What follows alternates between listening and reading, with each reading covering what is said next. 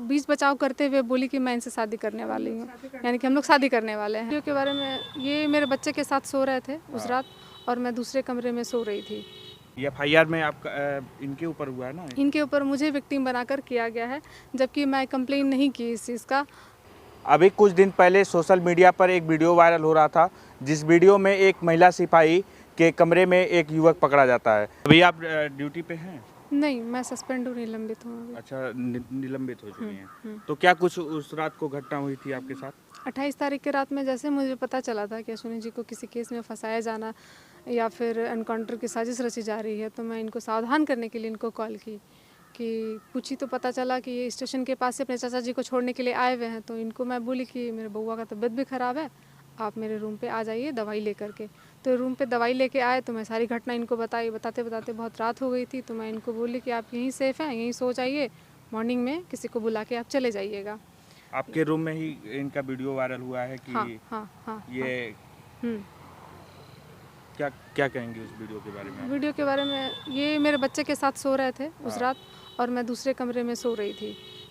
फिर मेरे रूम का घेराव करते हुए सभी लोग चोर चोर हल्ला करते हुए मेरे रूम के पास आए और मेरा गेट नॉक किया, तो मैं गेट खोल दी। खोलने के बाद जैसे ही गेट खोली, वो लोग वीडियो बनाते हुए अंदर घुसे। रूम आपका थाने के अंदर ही था? थाना के अंदर, सरकारी डेरा है मेरा। सरकारी डेरा। और भी लोग थे वहाँ पे? नहीं, और भी लोग कोई नहीं थे। अच्छा, ये अकेले आपके बच्चे के साथ सोए थे? अकेले मेरे बच्चे के साथ सोए हुए थे। फिर आगे क्या हुआ? इसके बाद वीडियो बनाने से इनकार भी कर रहे थे, हम लोग मना भी कर रहे थे, लेकिन वो सुने नहीं, वीडियो बनाए। फिर इनको थाने पे ले जाया गया। थाने पे गए वो, इसके बाद PR लिखवाया गया इनसे, बोले कि छोड़ देंगे। फिर क्या हुआ, कुछ देर बाद बोलते हैं नहीं छोड़ेंगे, कल छोड़ेंगे। हम लोग काफ़ी रिक्वेस्ट भी किए, सर छोड़ दिया जाए, लेकिन सर नहीं माने। इसके बाद दूसरे दिन इंस्पेक्टर सर आए, SHO सर आए मेरे रूम पर और मुझे उस समय तक सस्पेंड कर दिया गया था और मुझे कमान भी दे दिया गया था। इसके बाद वो लोग मेरे रूम पर आए और हमको आवेदन देने के लिए मजबूर करने लगे, इनके खिलाफ छेड़छाड़ का आवेदन देने के लिए। घटना के हुए कितने दिन हो गए अभी? घटना के लगभग 1 महीने होने जा रहा है, अभी 1 महीना हुआ नहीं है। 28 जनवरी की रात की घटना है, तो अभी 28 आएंगे तो 1 मंथ हो जाएगा लगभग। अभी आप क्या उम्मीद रखती हैं, सरकार से क्या होगा आगे? सरकार से और वरीय पदाधिकारियों से बस यही कहना चाहूँगी कि निष्पक्ष होकर के फैसला कीजिए और मुझे न्याय दिलाने की कोशिश किया जाए, और जो भी झूठा FIR है वो किसी को गलत ना फंसाया जाए। ये FIR में आपका इनके ऊपर हुआ है ना? इनके ऊपर मुझे विक्टिम बनाकर किया गया है, जबकि मैं कंप्लेन नहीं की इस चीज़ का। तो इसका रिकॉर्डिंग भी अवेलेबल है मेरे पास, आप सुना सकते हैं इस चीज़ को। आप उस वीडियो में बता रही थी कि ये आपके होने वाले पति हैं? नहीं, मैं बीच बचाव करते हुए बोली कि मैं इनसे शादी करने वाली हूँ, यानी कि हम लोग शादी करने वाले हैं। मतलब आप डर गई थी उस समय? हाँ, मैं सिचुएशन को देख के काफ़ी डर गई थी। जैसे थानाध्यक्ष बोले कि एनकाउंटर करा दूँ तुम्हारा, तो मुझे लगा कि सिचुएशन ज़्यादा ना बिगड़े, इस वजह से मैं बीच बचाव। एनकाउंटर करा रहे थे थानाध्यक्ष? अश्विनी जी का। अच्छा, इनका एनकाउंटर, तो उसलिए आप बोली? मामला ज़्यादा ना बिगड़े और चोर चोर करके वो लोग हल्ला करते हुए आए और चोर बना रहे थे, तो इस स्थिति को मैं सुधारने के लिए या ऐसा कुछ ना हो, बीच बचाव करते हुए मैं इस स्टेटमेंट को दी ताकि वो लोग शांत हो जाएं और मैटर को आगे ना बढ़ाएं। आगे ना बढ़ाएं। आपके दर्शकों को नमस्कार, मेरा नाम अश्विनी प्रताप सिंह है और मीडिया बिहार नंबर 1 हम चैनल चलाते हैं। सोशल एक्टिविस्ट हैं, डिजिटल क्रिएटर हैं। उस रात को 28/1/2025 की रात्रि की घटना है। हम सोए हुए हैं और दिघवारा थाना प्रभारी आते हैं और कहते हैं हमको ज्ञान देते हो, गोली मरवा दें। वो वीडियो काफ़ी वायरल हुआ है और उसमें गलत तरीक़ा से परोसा गया है समाज के सामने। उसमें बताया गया है कि हम अश्लील हरकत करते हुए महिला सिपाही के साथ पाए गए। वीडियो में आप दिख रहे थे कि आप आपत्तिजनक हाँ, हम सोए हुए थे। संयोग ये था कि मैडम दूसरे रूम में सोई थी और हम दूसरे रूम में सोए थे। जब मैडम दूसरे रूम में चली गई तो हमारा सोने का, आप भी घर पे सोते होंगे, लोग भी घर पे सोते होंगे, नॉर्मल होकर के ही लोग रिलैक्स होकर के ही सोना पसंद करते हैं। हम भी रिलैक्स थे, सवेरे होता हम टाइट फिट हो जाते, दुनिया के हिसाब से चल देते।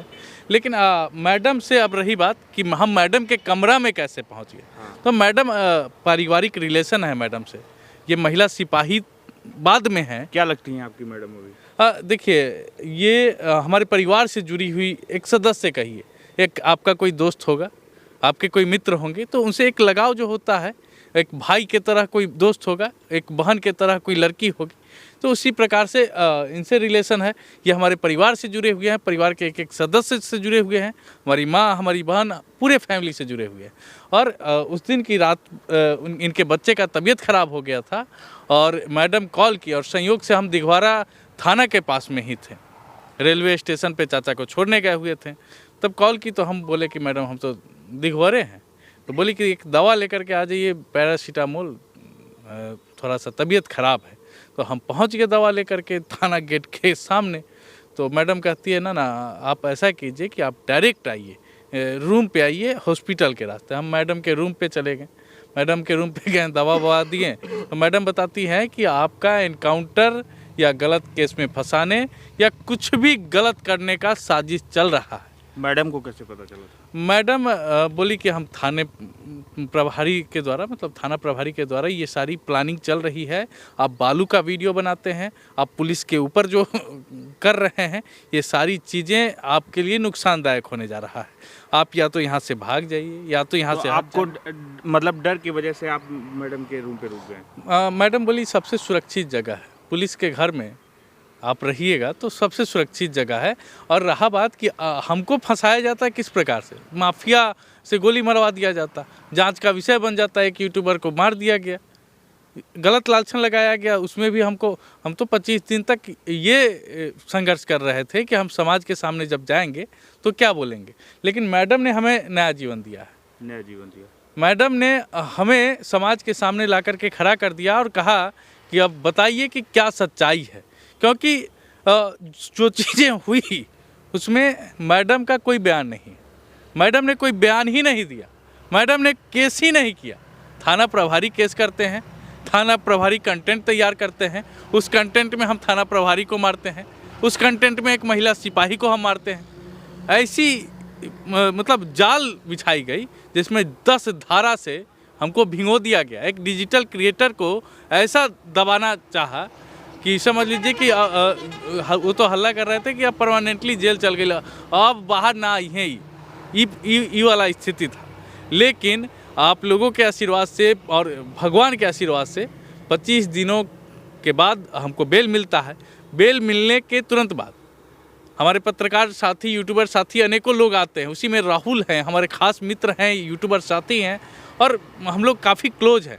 तो हम लोग साथ में बैठ कर के व्यंजन पकवान खाना खा रहे हैं और एक फ़ोटो लेता है जिसमें वो लिखता है कि मीडिया बिहार नंबर 1 के संस्थापक हमारे हीरो शेर दिल पत्रकार साजिश के जंजीरों को तोड़कर वापस दहाड़ने आ गए।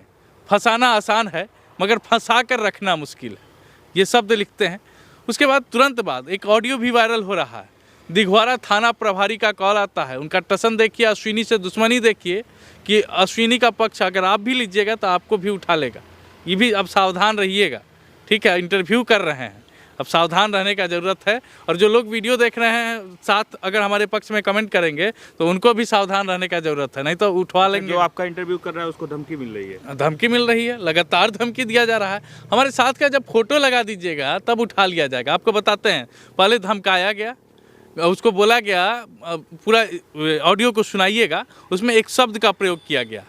शब्द यही है, या तो हमारे जेल में रहोगे नहीं तो अमेरिका भागोगे, या तो हमारे जेल में रहोगे नहीं तो अमेरिका भागोगे। ऐसा कौन कहता है आपको? ये थाना प्रभारी हमारे यूट्यूबर साथी राहुल यादव को बोलते हैं। अच्छा। तो ये सारी चीज़ें जो है ये प्रमाणित करता है उनका टसन को। उस ऑडियो को जरूर सुनाइएगा लोगों को कि क्या बोल रहे हैं। उसके बाद तुरंत आधा घंटा 1 घंटा के बाद में राहुल यादव के घर पे छापेमारी करते हैं। जैसे एक क्रिमिनल, एक गुंडा के घर पे छापेमारी करता है पुलिस, उसी अंदाज में छापेमारी करता है दिघवारा थाना और पूरे घर को दल बल के साथ में घेर लिया। और घेरने के बाद गेट तोड़ता है, गेट तोड़ते के साथ में पूरे परिवार को मारते हुए घर में घुसता है और उसकी वाइफ को मारता है। खुद थाना प्रभारी अपना हाथ छोड़ता है एक महिला के ऊपर, ये सोचने वाली बात है। और उसके बाद राहुल का मतलब बहुत गंदा तरीका से पिटाई होता है, बेदर्दी के साथ पिटाई होता है। उसके शरीर में चाबी को कई जगह घोंप दिया जाता है। खड़ा नहीं हो पा रहा है हमारा यूट्यूबर साथी, देश का जो आवाज़ बुलंद करता है वो खड़ा नहीं हो पा रहे हैं। ऐसी स्थिति है।